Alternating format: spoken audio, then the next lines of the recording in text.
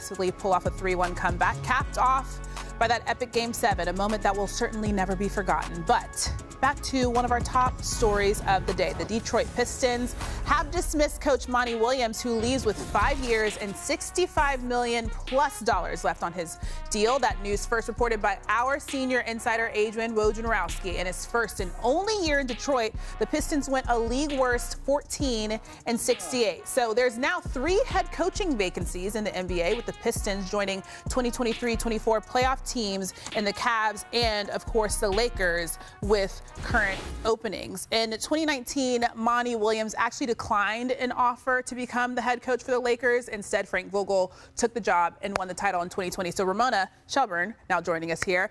Do you think that this could change action a little bit in LA now that he is looking for a job? I mean, if this had happened 2 months ago, when it should have, yeah, because they were interested in Monty Williams at the time. A couple of years ago, before they hired Frank Vogel, they offered him the job. He said no because of the money and also the issues they had with wanting to put people on his staff, et cetera. And he took the Phoenix Suns job. But what I have a bigger problem here is if this was an ownership level decision, okay, if this is Tom Gores stepping in here, as Adrian Wojnarowski has reported, why is this June 19th happening? Why is this happening on June 19th and not April 19th when the season was over? Yeah. I mean, you just went and hired Trajan Langdon to be your new president of basketball operations. You gave him the keys. He went out and he's had meetings with Monty Williams. They're building the team together. They just hired Fred Vincent, who is a great assistant from New Orleans, to come join his staff. You don't let this drag out for 2 months, tell the guy he's in charge of your basketball operations, and then make the decision yourself 2 months later. When Monty, I mean, I checked on this. I think the Lakers would have had interest had this happened 2 months ago. I think he might have had interest, but this is a tough one to take. This is a guy who kind of wasn't sure if he should coach the Pistons because his wife had cancer. They just kept throwing more and more money at him, said, "You're our guy, trust us, we're going to be a long rebuild." And then so to end up here, that's really an indictment of the Pistons franchise, and also I think takes some time for Monty to really recalibrate what he wants to do with his coaching career going forward. I mean, I understand Monty has tremendous faith, so for me, this might have been a blessing in disguise for Monty. I'm looking at that situation in Detroit. I don't know how much better that situation was going to get, but what I do know about Monty Williams is he's a guy who has the respect of the NBA. He's a guy who has the respect of the guys in the locker room. And when you talk about the Lakers situation, we understand how great JJ's basketball mind is. We understand that potential for JJ to be a coach is through the roof. But the questions we have is, can he control his locker room? Can he quiet the noise? We understand that Monty Williams can control the locker room. He can quiet the noise. If you're the Lakers, you have to do your due diligence. You have to put that name in the hat, and you at least have to take a look at it. That's your job, to bring the best guy available to your organization and put your team in the best position to win. So you have to take a look at this at least. Yeah, UD, I completely agree with you. I mean, I'm just looking back to 2013 when I was in Brooklyn and we had hired Jason Kidd here, and Jason had the ultimate respect of our players just from having played. But once the season starts and now you're 5-10, your friends who you think they are not your friends anymore. It's guys in that locker room here. So that's going to be the big concern for me with this Lakers job here, is that although maybe JJ and LeBron do a podcast, that doesn't mean things change when the Lakers are maybe 8 or 9 games below 500.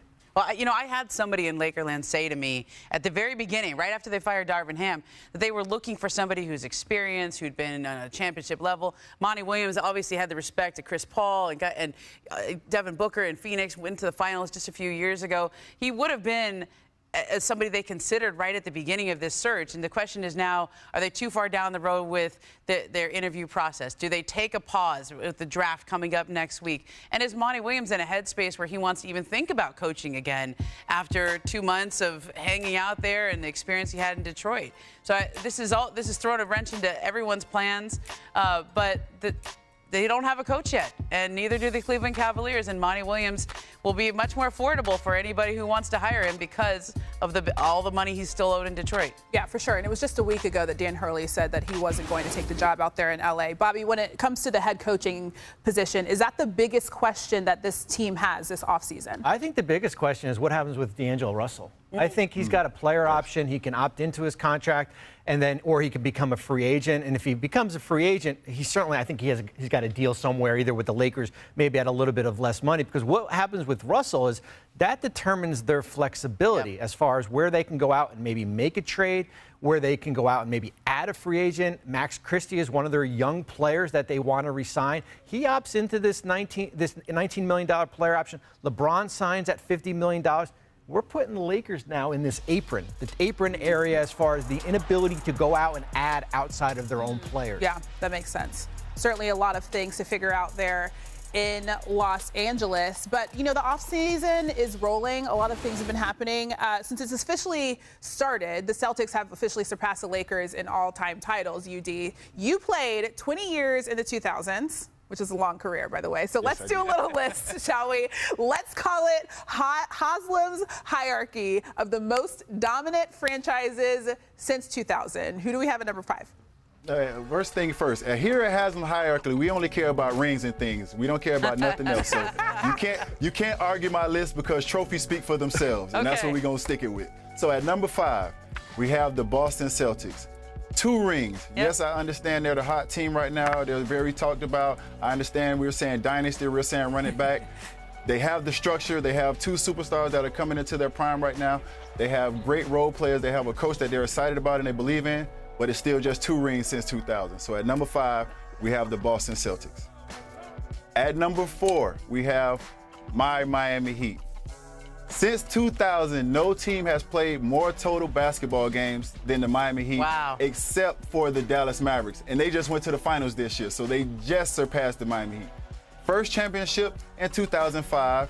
After that, we took a little break, but now we get back to it. We took a little break, but now we get back to it with 2010 and the Big 3 era. From 2010 until 2014, 4 straight finals, not winning 2 back-to-back in 2011 and 2012. So that's my number 4. At number 3, the San Antonio Spurs. 4 rings. From 2002 to 2007, these guys won 3 out of 5 rings. And the 2 times they didn't win it, they lost in the Western Conference Finals. And then they took a little break just like we did, and they came back in 2014 and they won another ring. I don't want to talk about who they won a ring against in 2014. I can't remember. I'm getting a little, I'm getting a little fuzzy. I'm getting a little fuzzy. At number 2, we're gonna go with the Golden State Warriors, man. The historical Splash Brothers, one of the best backcourts, if not the best backcourt I've ever seen. In 2015, the first backcourt to start in the All-Star game together since 1975. You talk about in 2015 to 2022, 7 years, these guys won 4 rings. Also going back-to-back in between that run in 2016 and 2017. Now, at number 1, I don't know how people arguing this. I got to go with the Lakers. Of course. From 1999 to 2002, the Lakers dominated with Kobe and Shaq. Total domination, winning 3 in a row. Then they took a little break. Then Kobe went back and got 2 in a row with Powell behind them. Then they came back again and got another one in the bubble with LeBron behind them and AD. So that's 6 championships in 24 years. You ask any GM, you ask any coach, you ask any player, if you can get 6 championships in 24 years, that's a championship every 4 years. They'll sell the house with their kids and their wife in it for that. I feel like you kind of went chalk. You didn't really spice anything up here, but it does look pretty good. Ramona, how do you like the list? I think he's right. I mean, Bobby and I were just sitting here counting the. I'm impressed you gave it to you put the Spurs right there and the Warriors, because I know that was personal for you. It hurt. It hurt. I know. I was there for that 2014 finals. That was hard. I think it's a good list because you're right. Rings are the only thing that matters. We could look at the different troughs in between, right? The Lakers had a pretty big little break. little break. You refer to it as a break. I say a valley, a trough. Like the Lakers was pretty deep. They were in the lottery for a few years in a row. But 5, it's just rings. It's just the numbers. And I think if you look at the Shaq Kobe era, if you look at the Kobe Powell era, to be able to reinvent your franchise every few years around superstars and not only get to the finals but win them is unprecedented. I'm looking at number 4, and that's UD's team, the Miami Heat. And they're the reason why I'm here sitting and talking with you ladies right now on set here. And here's a quick story is that after the 2012-13 season, we had thought that Miami Heat team was aging, had basically their championship window had closed, and that was a big reason why we went out and made that infamous deal with Boston, where we thought we can overtake Miami, and then we lose to the Heat in the 2014 playoffs in 5 games, and the rest is history here. And as you could see, is that that team certainly was built for that window. Certainly when you got out and you get LeBron in 2010, along with Chris Bosh. Yeah, for sure. I'm surprised you didn't put the Heat at number 1. That's what you're supposed to do. I wanted to. Trust me, I wanted to. I didn't want to lose credibility with y'all. You could have done that. You could shake things up a little bit. All right, we'll leave that there. Obviously.